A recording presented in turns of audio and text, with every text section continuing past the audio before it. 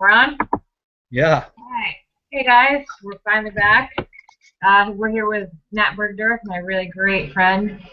So Matt, just tell us a little bit about yourself, kind of where you started and where you're at. All right. Well, started at Cal State Fullerton as a kinesiology major. Didn't really know exactly what track I was going to go. I was thinking baseball. Coaching was going to be my track. I had a great internship at Servite High School, but I didn't like a lot of the politics that was a part of it.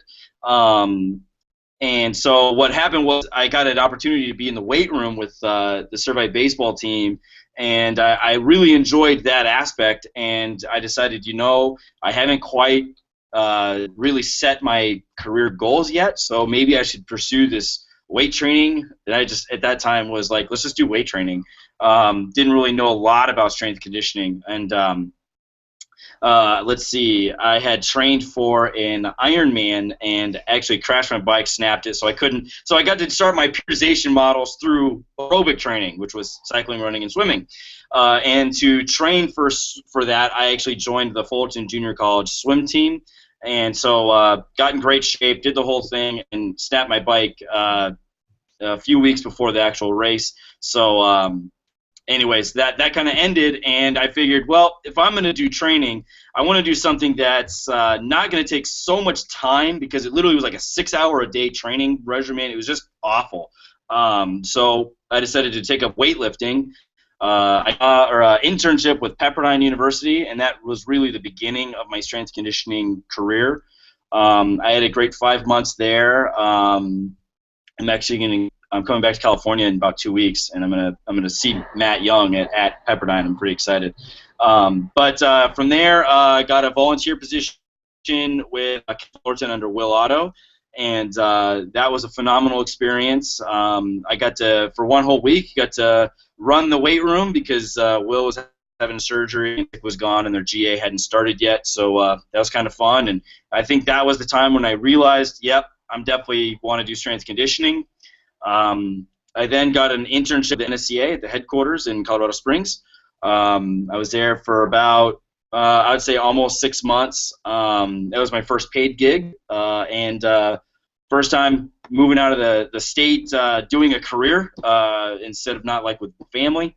And from there, I got a GA position at University of Wisconsin River Falls. I was there for a year. I had responsibilities over men's hockey, women's hockey, men's throwers, track and field, women's basketball, women's soccer, assist with football, and assist with tennis. So I had a lot of teams. And the budget process in Wisconsin is so up in the air, and with all the budget cuts that the governor had, I decided to take hands in my own hands, and I got this gig in southwest suburb of Chicago.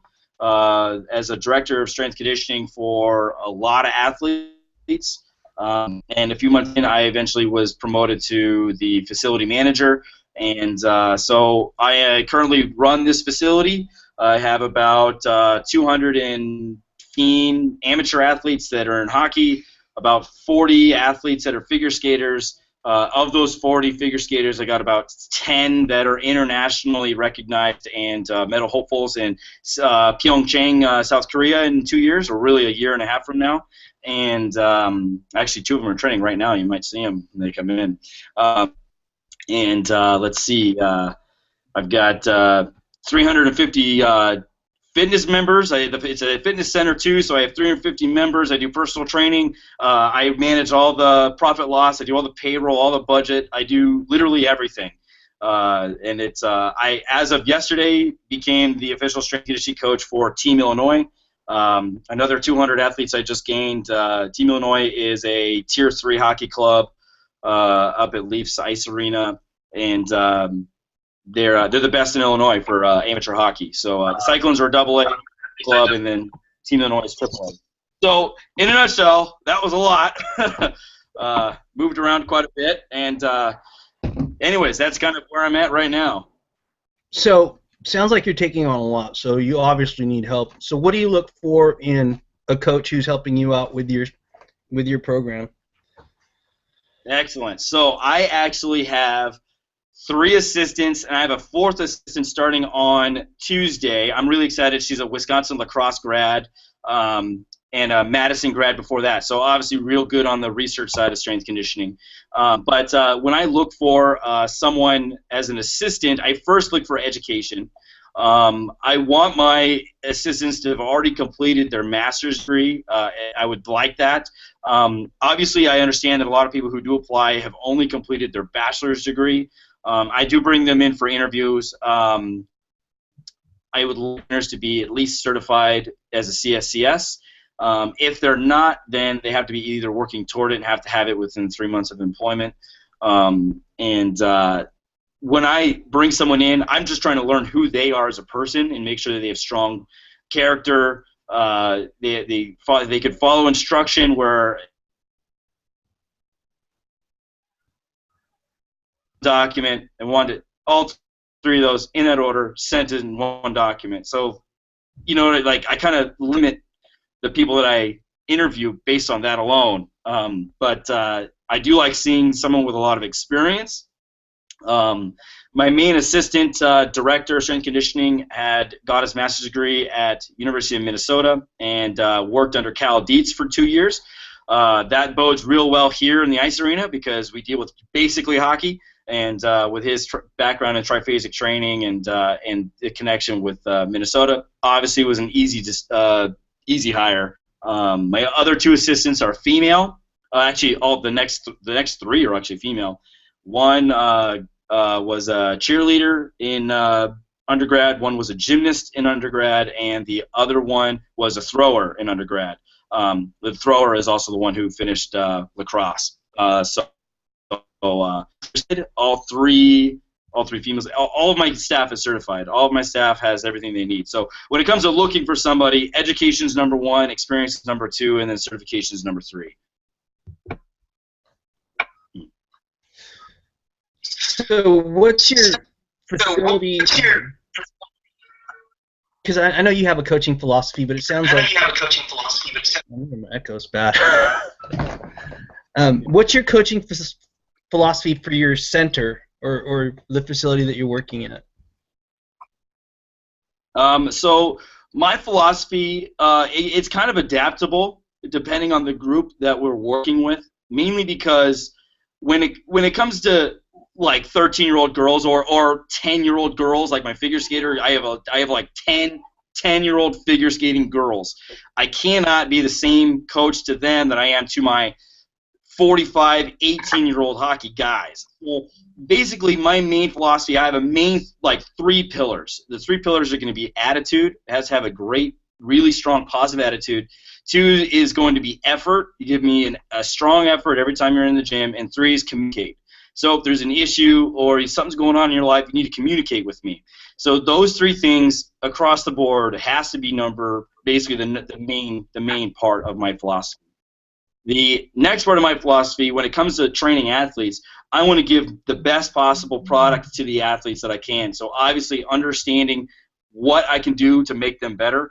So education and research, understanding biomechanical principles, understanding sport psychology principles, and applying that in a fashion that is applicable and actually easy to do. So if it's too cumbersome to do, I'm not going to do it.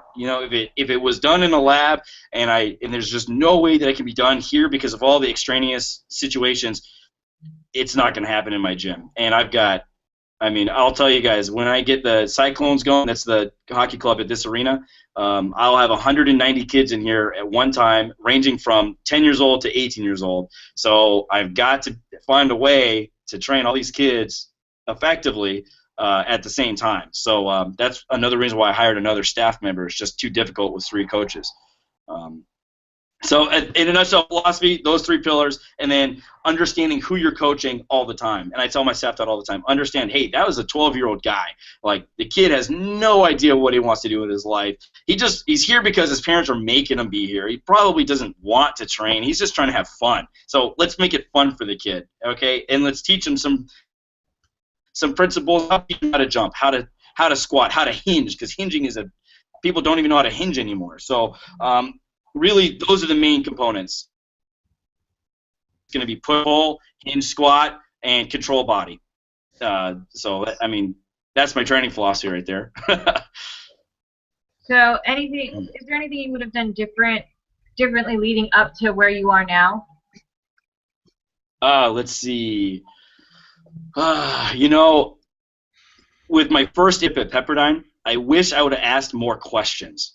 With Fullerton, same thing. I definitely asked a lot of questions, but I felt like I could have done more. It's hard to say because I'm not mad about the route that my career has gone, and I'm not in any way disappointed in that, but I wish I would have asked more questions. I really wish I would have done a better job networking. I've gone to almost every NSCA event in the last 3 years, so those are always a great way to network. I mean, I haven't been that bad at networking. yeah, no, I've done all right, but I feel that I could have done more. You know, I don't know. I feel like I could always do more. Looking back, hindsight's 20/20. You know, looking back, I think I could always do more. And even though in the moment I'm thinking like I'm busy, I'm studying, I got this, I have this person to talk to, I got to meet this person. I feel like I'm always busy. But looking back, I'm like, I could have done this. I could have done this. I could have done this. You know, those are good things to think about because that just makes me better for the future. Like, what can I do to squeeze every ounce of information from this person in this short a time frame? You know, what questions should I be asking this coach? What is this coach known for, and what information can I get from him about that topic? So, I mean, those are some of the small things. Like the times I talked with Cal, didn't ask him any questions about triphasic training, and that's definitely what I should have done. I should have asked him, hey, when you're in the eccentric phase on this specific movement, it is extremely difficult to push it out. Like, what if you're training by yourself? How do we facilitate that if you're by yourself? So, I mean, things like that. Anyways, yeah. Well, so I know, you know, networking is definitely a big topic that Albert and I talk about all the time, and how important networking is, especially in this industry, you know, going into kinesiology. And honestly, I owe a lot of my connections and networking to you. When I started my grad program, you know, you kind of connected me with NSCA, and now my relationship has grown with them. But tell, you know, maybe the undergrads that are listening out there, even grad students or anyone, how important that aspect is in building your career as a strength coach. Yeah, so I'll give you an example as to how important it is. I have a friend of mine. I'm not going to list any names here, just for safe, you know, just so that way they don't, you know, they will apply for a job where they're extremely competent at what they do. You know, I put them right here. Sorry, Edison just walked in. So I have a friend of mine who's extremely competent, applied for a job, and has all the experience necessary, has all the right people in his corner, and then this job has another applicant who applies who their, you know, good buddy knows the administrator who sends his name into the list, may not be as qualified, but they're going to hire that guy because he knows this other person who's friends with this administrator. So this actually happened to a buddy of mine, and it's sad to say because he's, you know, him, and this happens with a lot of my female friends too, they're so qualified, and it's so difficult to get past the resume round when it comes to a job, and the networking aspect is so important. Like if you look at like Ron McKeefery, Joe Ken, when you look at these people, anyone that they have as an assistant or as an intern, they get pushed off to another place, whether it's a GA or an assistant or a head position, because they know Ron McKeefery is vouching for them.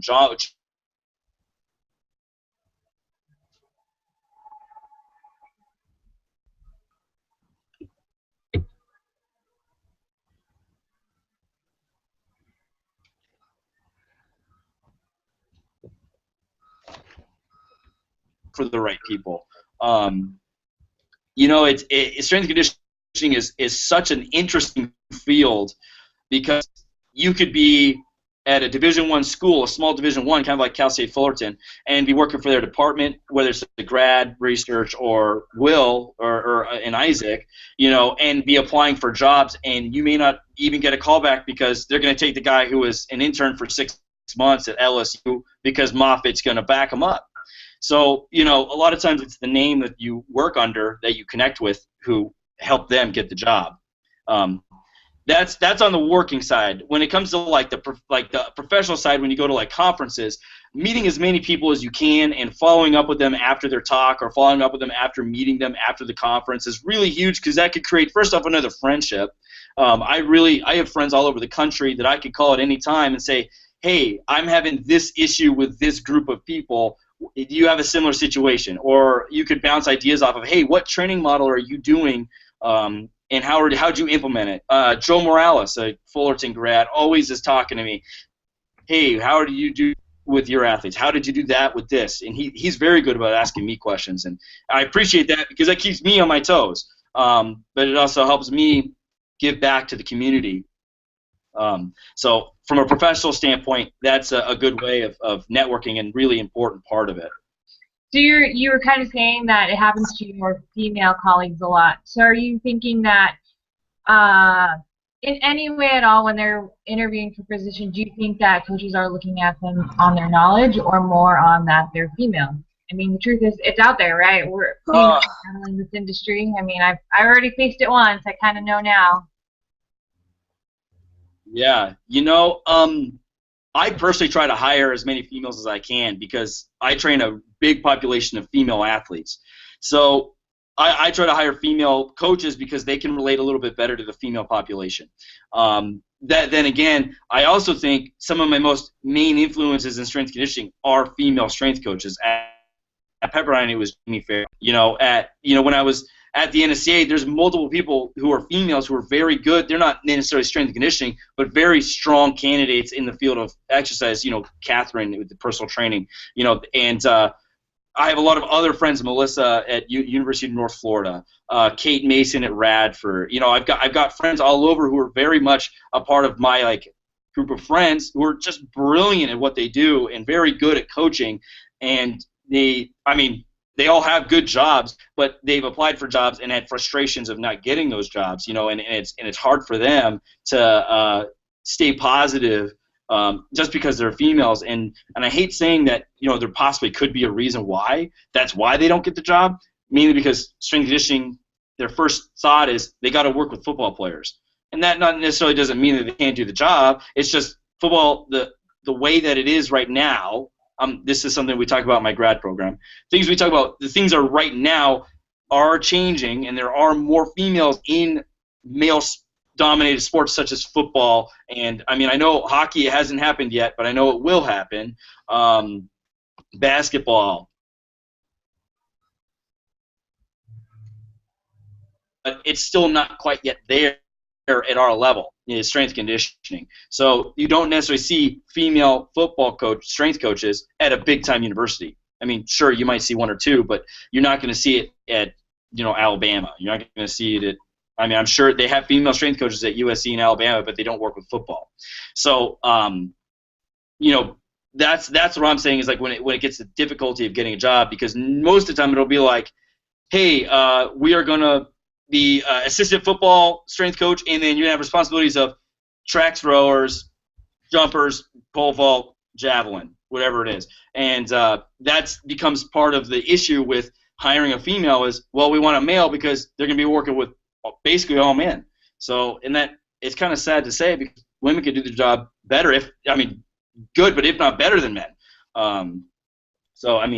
That's just my take on it. So, hence why I've given opportunities to 3 female strength who are all very good, if not better than me. What's a characteristic of a Bergdorf trained athlete?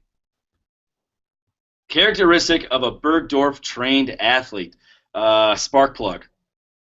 Because I'm a loud, energetic coach, and so generally when you see my athletes, they're loud and energetic. So I'm gonna call them a spark plug just to be as simple as it is.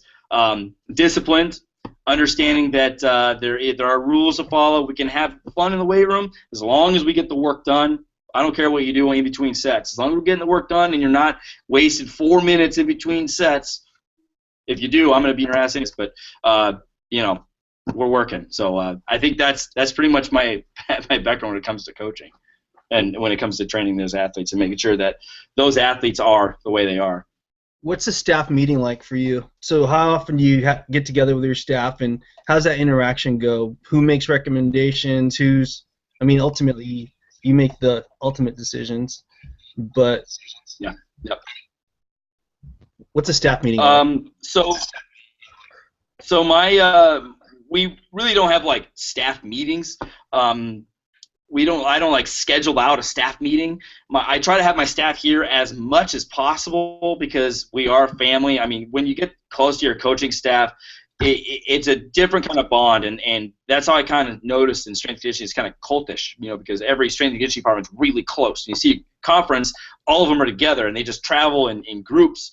It's because you're always together with each other, and that's partly the reason why people are kind of turned off to strength and conditioning, because it is kind of cultish. But in a sense, my staff and we have a lot of downtime in the morning where we get to sit in here and we get to discuss a lot of things. A lot of times my assistant, Nick, he really leads a lot. He was always asking questions. What about this person? How can we make this work, or things like that? So it's really, a lot of it's training-based. The fitness center kind of runs itself, so we don't have a lot of questions when it comes to the fitness side of things.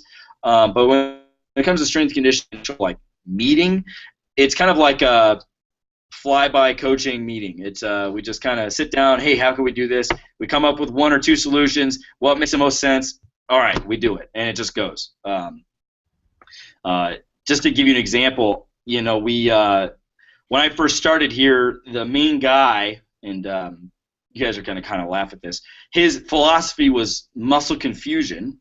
Oh, and nothing wrong with varying your training, but when you don't write anything down, you don't have an end goal for training. It's kind of you're shooting an arrow into a dark forest. You're just trying to hit something. There's no end goal. So when I took over, it was just me and an assistant, and I had to build this place from the ground up. So that's how I hired Nick and Meg and Grace and all of my staff. And it's really come along pretty well because I brought on Nick, and it was just him and I, and we really gelled real well with each other with what we wanted to build here. And then I brought in Grace and Meg, and we really all gelled together. And when it comes to programming, we all sit down together and we say, what do we need to do? What are the goals? What are the time frames? When's competitions? And then we put together a plan all together. That way it's not just me doing everything. It's really a group effort. All believe in it. And rather than I'll put something together and then just say, hey, you're all going to do it. And then, that's as in when I was a GA, I realized that I didn't like being told, you're going to do this. I was like, I want to program. I want to write for my athletes. I want to actually implement something. So I try to have everyone put in their input, whether it's they read research, whatever it is, or their experiences with certain things, and then we'll implement it. And over time, I've started to pull myself away from the programming, and I'm doing more management style, where I'm just managing them, put together programs, if that makes any sense.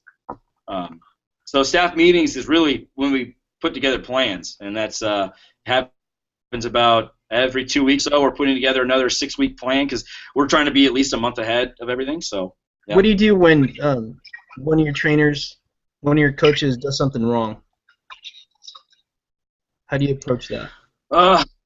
I've been fortunate that my coaches haven't done anything wrong, but I'm unfortunate with my interns. So I've had one really good college intern and 2 really good high school interns and 2 really bad college interns.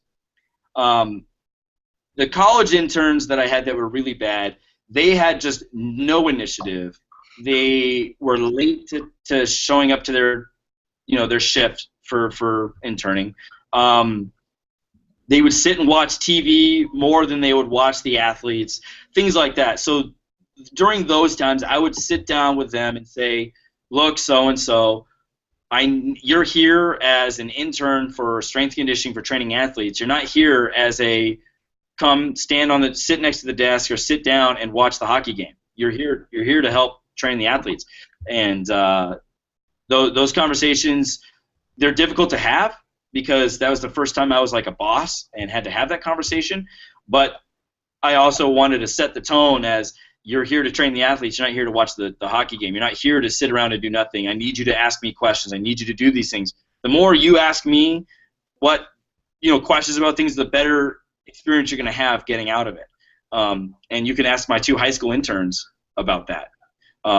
Heck yeah, I had a 13-year-old intern and a 16-year-old intern this summer, and they both were leagues ahead of those 2 college interns, and they were both female.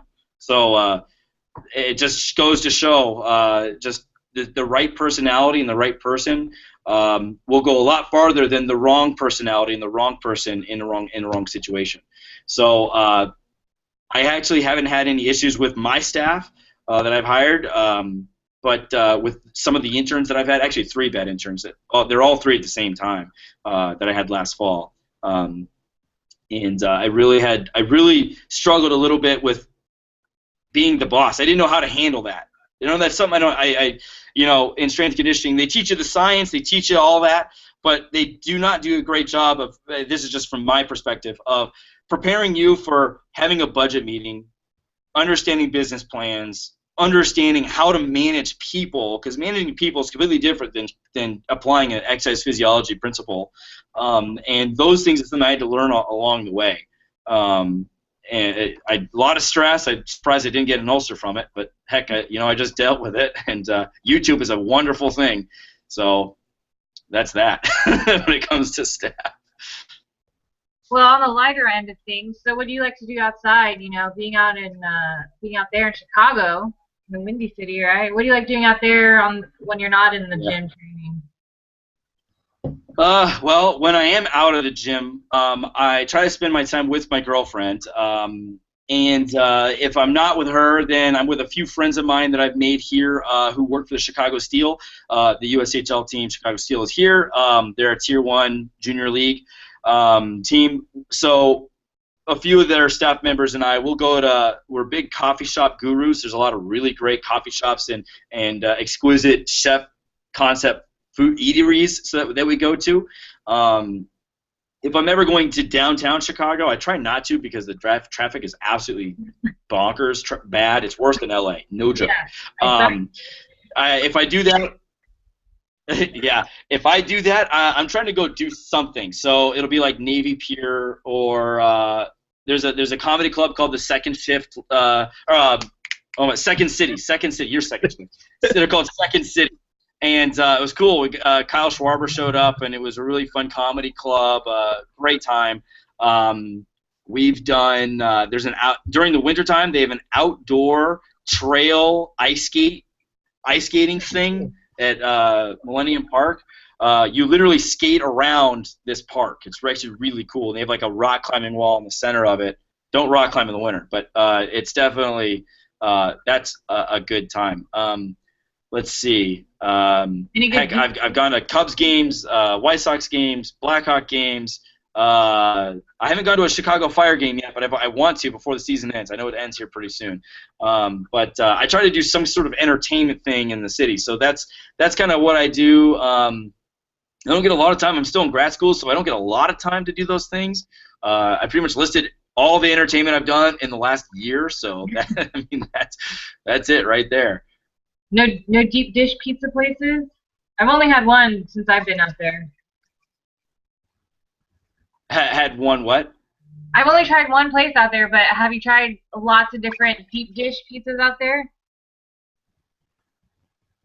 Oh yeah, Giordano's, Lou Malnati. My girlfriend calls it Lou Malati. She just can't say it right, but it's Lou Malnati. There's a place called Al's in Winfield that's really good. Let's see here. Yeah, Giordano. If I'm getting a deep dish, it's gonna be Giordano's. That's my favorite pizza. So that's the one I'm gonna do if I do go get deep dish.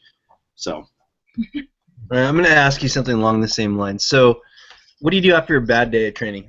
You didn't do something right. How do you deal with maybe a mistake you made? Maybe you called out a kid and you felt bad about it. What do you do to handle something like that? Oh man, I actually had a lot of a-hole kids I had to yell at sometimes, but I feel bad after the fact because I don't know what kind of detrimental effect I had on that kid.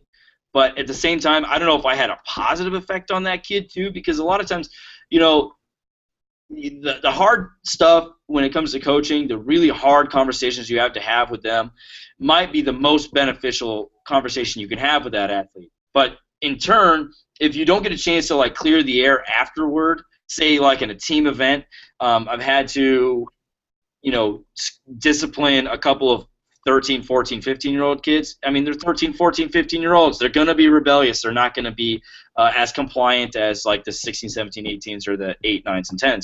But when I'm done and I feel like, what did I say to the kid? How did I do it? Because the way that my body language is, the way that my tone is, the how loud I say it to them could have a detrimental effect to them.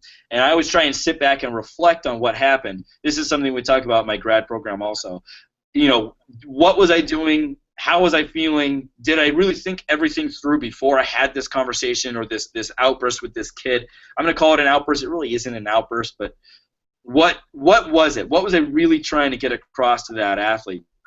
And I try to ask my assistants, hey, was I in line? Did I go overboard? You know, was I okay in that? And more than not every single time I've done it, my assistant said the kid deserved it. So I feel I've been in the right every single time. So I think the one time that I still have a bad taste in my mouth is I did yell at one figure skater, and I do know that with this particular situation, this athlete is going through a lot more at home than what I initially knew. So again, it was difficult for me to understand all that, and kind of the wheels came off the boat real fast on that one, and I still feel bad about it, and we still to this day are repairing that relationship. And I think when I had my little character building exercise with her, it was in May, I think it was. So it's been a few months, and we're still working to, you know, repair that relationship, because she was one of my best athletes initially that I had when I first took over this place. So I still care for her and make sure that she wants to do well in her sport. But yeah, that's a difficult question to answer, because my best thought is you have to reflect and make sure that you didn't go overboard. You didn't actually make it an extremely personal thing, because that's going to make them not want to come back. And I want my athletes to always come back. So I'm always pointing at, you did not follow instruction correctly. You were supposed to follow this, this, and this, and you did not do this, this, and this. So therefore, I gave you a warning, and you didn't listen to my warning. So now I have to reprimand you, because I told you if you don't do this, you're going to get this. So cause and effect. You know, with my cycling athletes, I just kick it one time, and then I just kick them out. So I say come back with a better attitude tomorrow. I don't want you ruining it for the rest of the group. It's definitely taken 8 or 9 months to get to that point, but that's the way it is here, and my the cycling organization wants me to do that. So since I have the green light, that's just how it goes with that. So how's your grad program going? What's your master's like? What is it in? So my master's program is Master of Arts in Sport Coaching.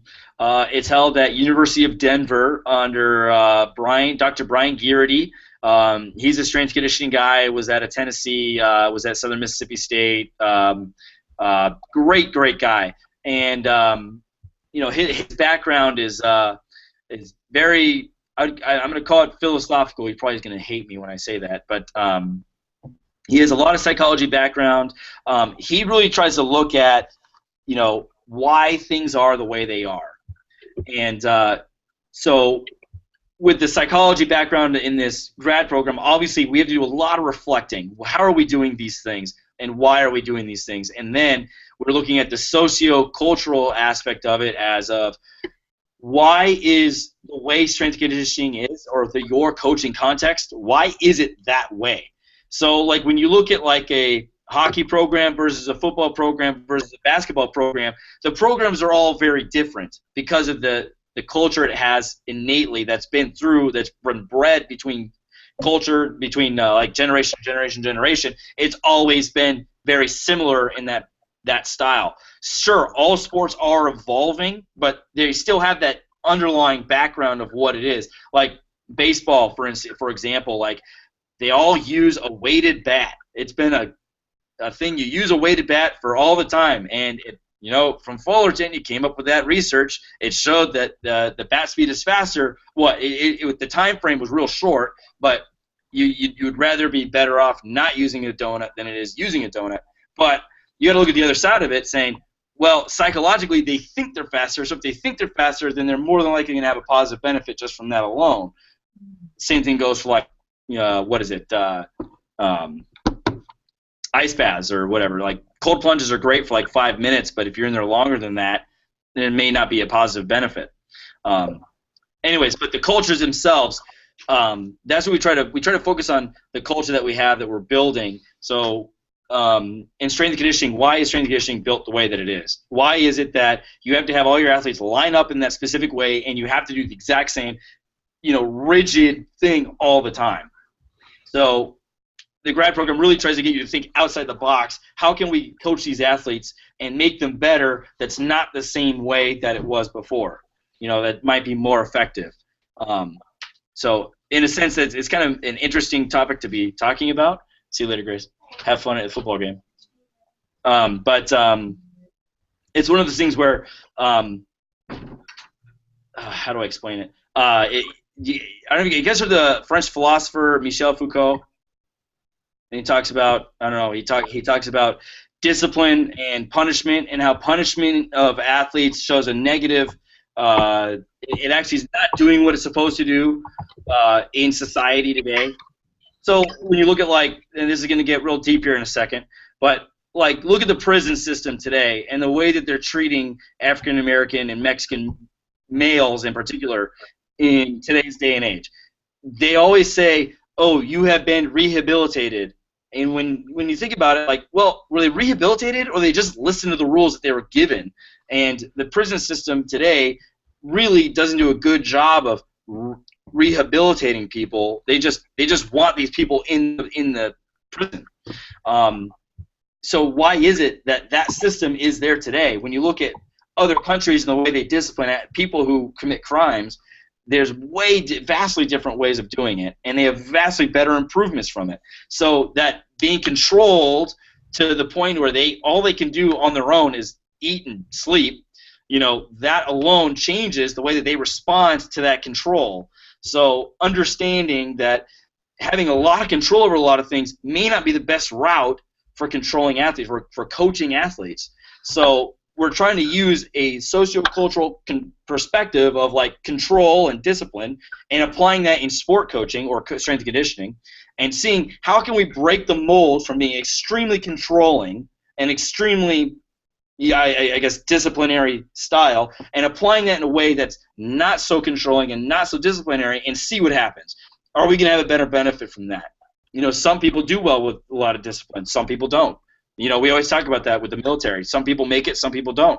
It's just the way it is. So it's an interesting perspective on things, and that's really what the grad program has really opened my eyes to, is understanding that, do I really need to worry about that one kid who's just always going to the water fountain? No, I don't need to worry about that. The kid just might be thirsty. Let him go to the water fountain 10 times in a session. That's fine with me. As long as he get his work done, it's fine.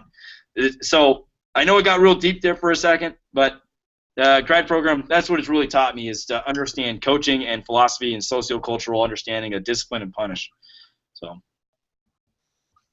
how do you evolve as a coach?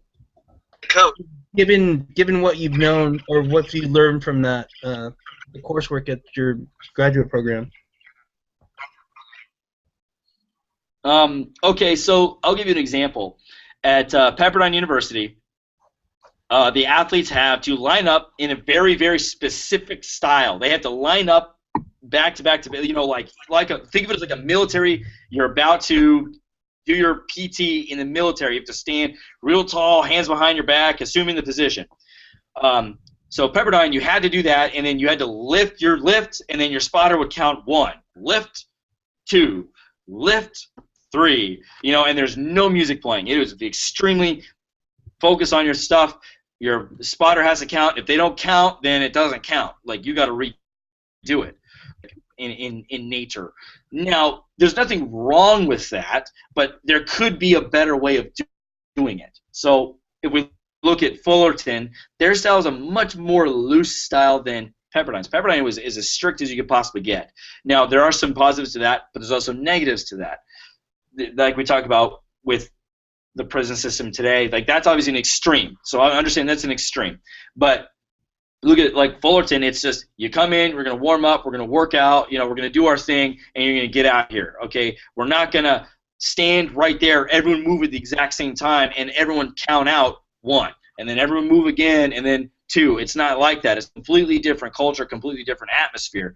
Now, is one better than another? Does it matter? No, it doesn't matter. It's just understanding that these cultures are different, and they could have different outcomes on the athlete and their psyche and their ability to perform their sport.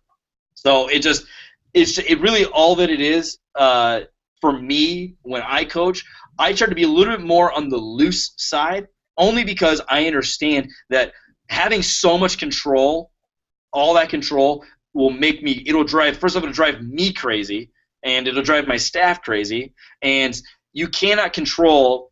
Has anyone tried to control an 8-year-old? I don't know if anyone will try and control an 8-year-old or a 10-year-old. It's really difficult to get an 8-year-old to focus for 1 hour. That is, I mean, if you could do that, show me how to do it, because that is so difficult. I literally, every 15 minutes, got to play 1 game of Sharks and Minnows before I get them back to doing something else. Like, I have to do that because these kids are so hard to control, and then it works you up, and you get it drains you. So I try to lean more toward let's have a little bit of fun. Let's not try to control everybody, and let's try and make this environment a positive environment. Let's, like, you know, you hear it from every department. Want to have a positive training environment, and yet they have this militaristic, you can't do this, you can't do this, you got to wear this, you got to wear that, you got to be out here at this specific time. If you're not here at this time, you don't record your data, you don't do that, then they're going to get reprimanded. Well, I mean, let's be real. Like, can you really quantify a lot of these games with a lot of these athletes? Sure, you could show before and after, but is that just learning how to do the thing, or is that actually them being better? Like, when they're 12, 13, 14, 15, it's just because they're better at it. It's not necessarily because they're physiologically, yeah, they could be a little bit better, but it's just they're better at training, so they're better at the move, whatever it is that you're testing. So when they get to, like, that older age, then I can start collecting some quantitative data that will actually benefit them. But at that younger age, I don't need to worry about it, so I'm not going to stress about it. So let's just have fun when we're training. Let's just teach and have fun. I guess this is my soapbox speech for the day. So it sounds like you pretty much work with athletes all ranges of ages, right? Yeah. Yep. That's nuts. Would you like me to go into it really quick? So I train squirt. Go ahead for it. Okay, so squirts are 8 years old. Okay, so 8 to 9. Okay, peewees are 10 to 11. Bantams are 12 to 13. Midgets are 12, 13, some 14s, depending on if they're good enough to play midget or big enough to play midget. And midget is generally some 14s and 15s up to 18, and then you go into juniors. That's hockey right there. So at one time, I will have a squirt team training, a bantam team training, a peewee team, and a midget team, probably 2 bantams. Normally, I can show you my schedule. It's nuts. Every 20 minutes, I got a new team coming in. So I got to figure out a way to train all of those kids at the same time to promote a positive outcome on these athletes. So the squirts are very difficult because they're 8 and 9. So their attention spans is literally 4 seconds. Like, jump, okay, run, okay, push up, okay, burpee, okay, jump again. Like, it's literally, you just are just shooting at them. Do this, do this, do this, do this, do this, and try and making it fun for them. Whereas, like, the peewees, we have to, it's still a little bit like that, but they can focus a little bit more, and we can give them a little bit more training. So their training style is more on the, you have to do X, Y, Z. Okay, go. And then it was do X, Y, Z again. Go. You need to improve on this. Hey, you're arching your back here. Let's keep a nice tight core here. Or when it comes to Bantam, I can then write up a plan and say, this is how we're doing it, give a visual description of everything, go. And then I can just give cues as we go. The midgets, I can just write it up and they can just go because they already know what everything is. So I can just give cues as we're going. So as you can see, they get, the less control I have over them, in a sense that I'm not watching over and making sure every rep is right, if that makes any sense. But when it comes to figure skating, their culture is different. Now we're going to the culture thing. Their ages are different, and I can do the same thing with my 12-year-old girls. Here's the plan, go, and they'll be able to do it. But their culture is an extremely disciplined culture. So hockey's not as disciplined. Figure skating is very disciplined. And that again, I will, like, my youngest figure skater is 11 right now. I'm sure I'll have another 8-year-old probably in 3 weeks. Who knows? So it's just, it's kind of a give and take, and I've learned to not stress about controlling everybody. So when we're looking at my style of coaching now, as I progress through my grad program and the different age groups, I'm not trying to worry so much about control and worry more about how can I make this environment a positive, impactful environment for these athletes to get better at their sport. Because you're working with these age groups, what role or how are parents, what level of involvement do parents have at your age groups? And I think that's a good one. So since the parents aren't going to be watching this, I call it parents the parade of the deluded. So that they're all their kids are going to make it. All of them are going to make it. I wish all of them can make it. Sadly, that's not the case. But parents are very difficult to deal with, especially those whose are a little bit, the parents are extremely controlling. Those are the ones that are very difficult to deal with. But that being said, I create a lot of like a newsletter, I guess you would call it, or like a ABP, a memo, whatever you want to call it, and I'll have it on my desk or on my front desk area for parents to read. So one of the main ones I post every 2 weeks is the youth resistance training, the NSCA guideline, like the NSCA position stand on resistance training. I post that every 2 weeks because these parents are always like, little Johnny shouldn't be lifting heavy weights right now. And I'm like, little Johnny is lifting a 10-pound weight. It's not heavy. And little, I promise Johnny will get better by weightlifting. And parents always come up to me, oh, my athlete needs to get faster and they need to just do plyos. I'm like, okay, there's a spectrum to this. Okay, doing a lot of plyometrics can improve their speed, but we could also improve their speed through weight training. So, let's get a balance between the two. And if we do nothing but plyometrics, they're going to get bored. We do all weight training, they're going to get bored. Let's have a blend between the two, and then let's get our athletes as best as we can. So I'm always fighting with them with what food to eat, because they're always asking me, what nutrition plan my kid should be on? I'm like, eat something. Drink half your body weight in ounces. It's a pretty good, it's not exact, but it's a pretty good measurement for how much I have every day. So really, I'm pretty fortunate when it comes to the amount of parent involvement, because the organizations I work for tell the parents, do not go up there and talk to the coaches. They just say, do not go up there. So we do get like that 15% of parents that do go up there and watch the whole training session and then ask me a question at the end. How come so-and-so was doing it this way and so-and-so was doing it that way? Okay, well, we're working with this kid. He's not quite yet there, but we're working on it. And this kid is very good. That's why he looks the way he looks, So I try not to tell them the genetic ceiling thing because I just don't want to hurt any parents' feelings. And I don't want to hurt the kids' feelings. I don't want to give anyone false hope. But a lot of parents that talk to me, those are generally the parents who their kids are not very high on the genetic ceiling, and that's just honest, and it's sad to say.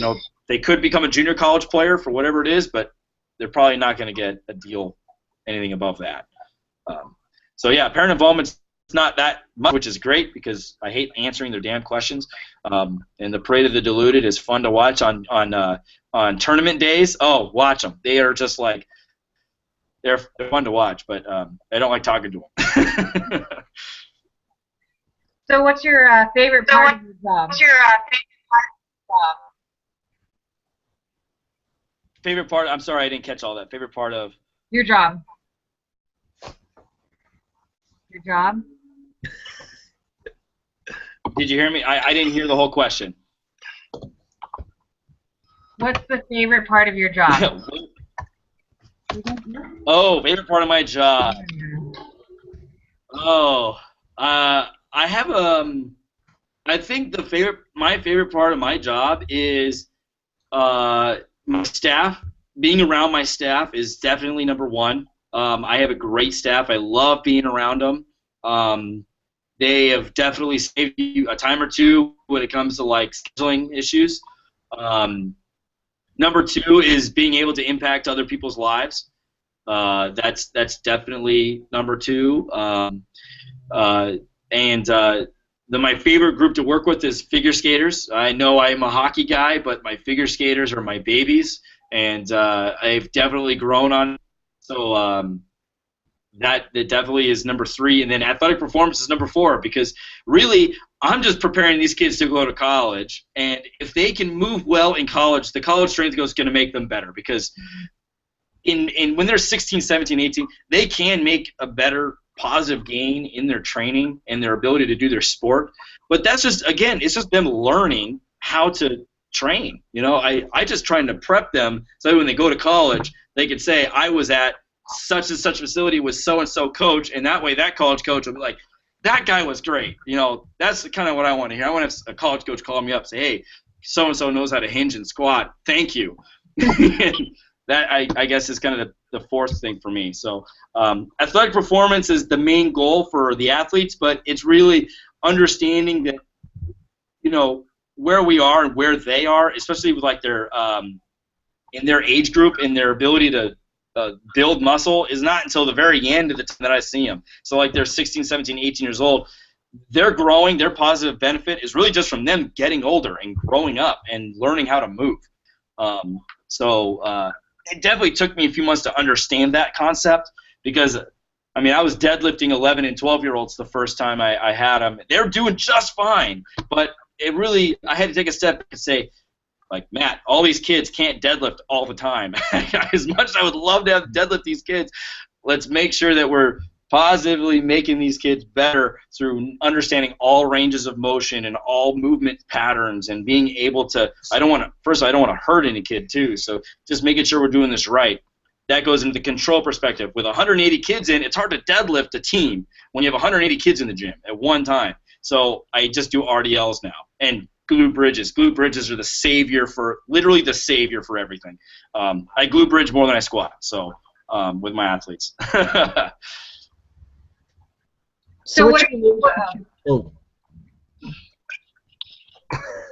What's your relationship like with your sport coaches? Like how much communication? My relationship is actually very positive with the sport coaches, because we're all going for the same goal: make our athletes better, have them games.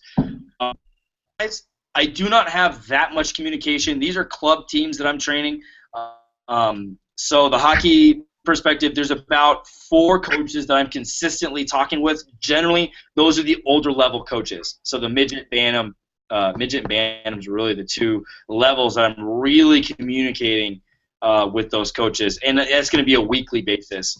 I'll respond to them saying, hey, training sessions this week were very good, or hey, and so-and-so was a shithead, excuse my language, so-and-so was not feeling so good, so-and-so's knees bothering him, so-and-so's shoulder, whatever the case may be.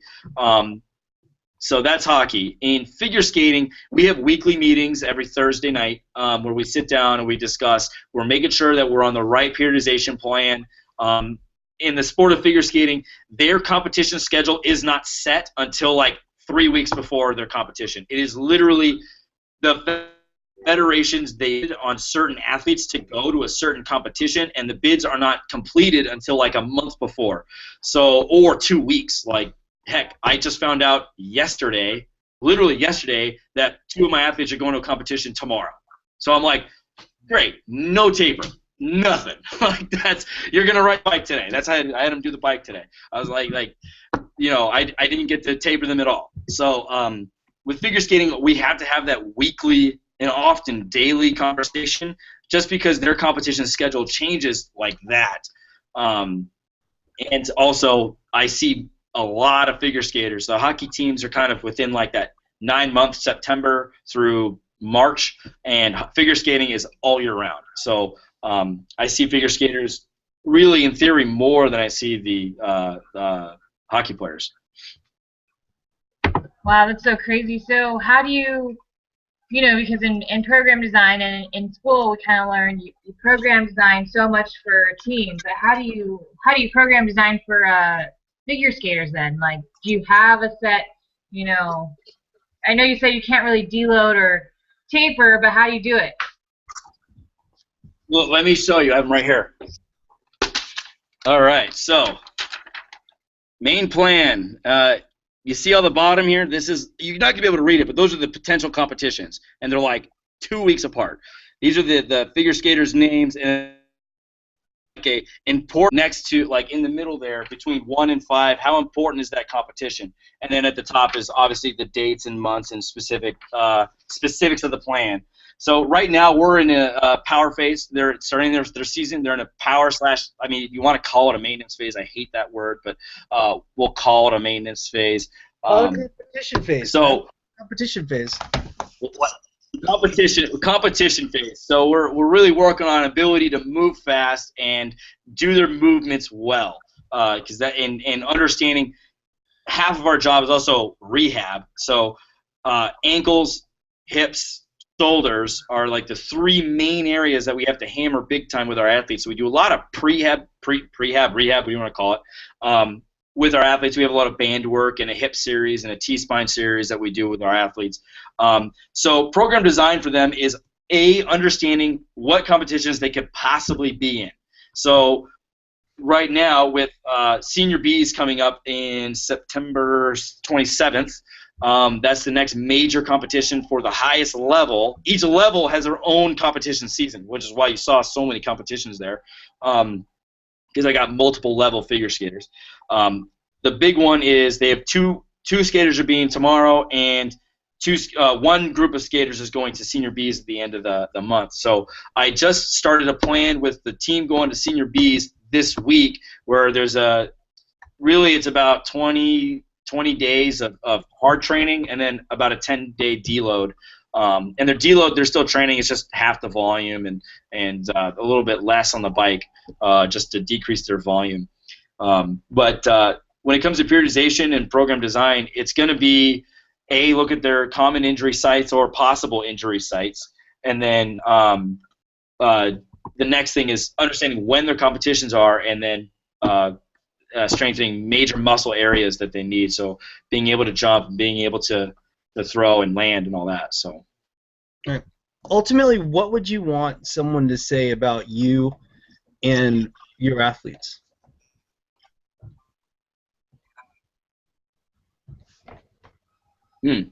Well, I think the main thing that I'd like people to say about me in general is just good person, strong character traits, easy to talk to, loud and energetic when coaching, and caring, empathy, caring.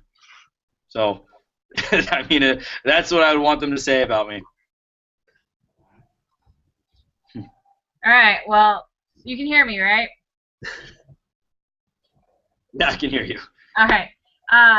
Man, I can't. It's so crazy how fast these hours go, but we are wrapping it up. But we always have our wrap-up question. What is your piece of advice that you have for anyone in the field looking to go into strength and conditioning, or maybe possibly be a master's program? What is your piece of advice? What do they need to do?